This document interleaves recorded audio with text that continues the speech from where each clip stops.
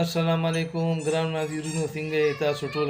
خیر خیریت دی، نور امن دی، الله مو خوشحاله ساته.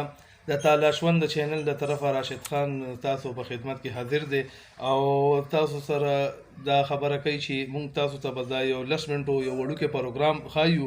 دی کې د نوښار د تلکارو یعنی د دیګونه میګونه او کټوې مټوې دي او د پیښور مونږ یو څو ځایونو کې یو څو شاټ اخیستي دي چې دې نه پس به انشاءالله مونږ پیښور کې تاسو بیا مکمل پروګرام په هوټلو باندې کوو.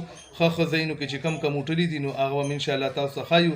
نو ګرانو ناظرینو راځئ چې وګورو د پیښور او د نوښار کې د کټفو او پیښور کې د مختلف قسم د خوراک چې کم څښاک ځایونه دي تاسو ته وښایو. نو راځئ ناظرینو.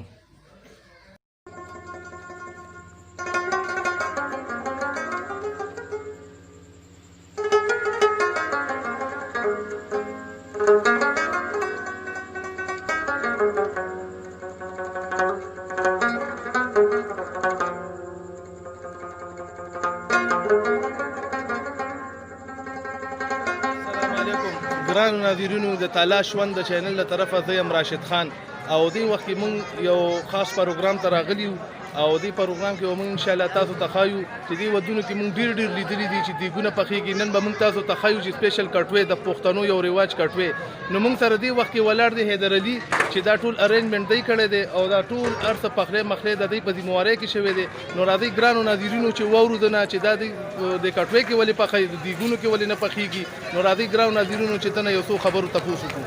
السلام علیکم وروره. وعلیکم السلام ورحمت الله وبرکاته. حیدر علي وروره، مونږ خو دا پروګرام وکتو، دننه مو دا هر څه وکتو، ډېر مزیدار خوشبویان هم دي.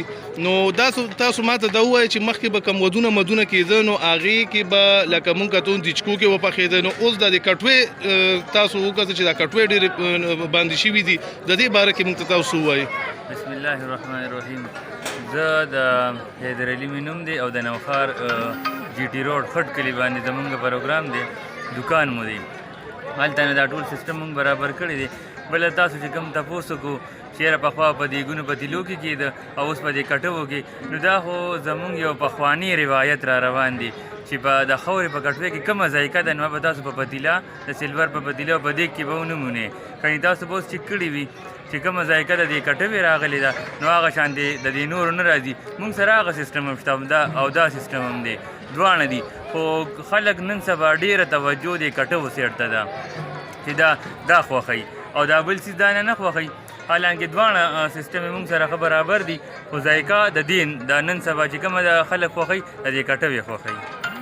نو دا مونږ وکتو چې تاسو کټوې پخوئ، نو د دې ذایقه واقعي ډېر مونږ وکتو او دې کې صرف غوښه پخېږي. او جی کټوې کې صرف مونږ سره غوښه پخوو. ښه دا ټول ارینجمنټ تاسو دی، روجو وغیره هر څه تاسو دی؟ او جی او الحمدلله. ښه جي، ډېره مهرباني حیدر صاحب. ګرانو ناظرینو، تاسو وکتو حیدر صاحب سره مونږ خبرې وکړې او مونږ تاسو نه دې وخت کې اجازت غواړو. اوس به مونږ هم لږ د دې کټوې د دې غوښې نه مونږ هم لږ څه ذایقه مایقه والو وخورو او تاسو انشاءالله چې څه پروګرام وي نو د کټوې خاص خیال ساتئ او که په نوښار کې وي نو حیدر علي سره رابطه انشاءالله وکړئ.